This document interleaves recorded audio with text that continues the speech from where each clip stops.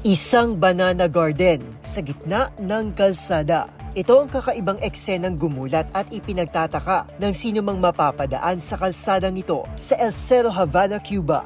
Pero paano nga ba ito nangyari?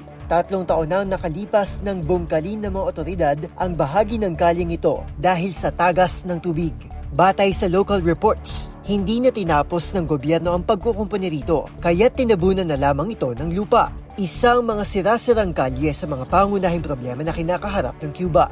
Sa Facebook post ng isang residente, makikita ang naturang lupa na tinubuan na ng mga puno ng saging at sa katagalan ay lumago pa ito lalo at nagmistulang garden.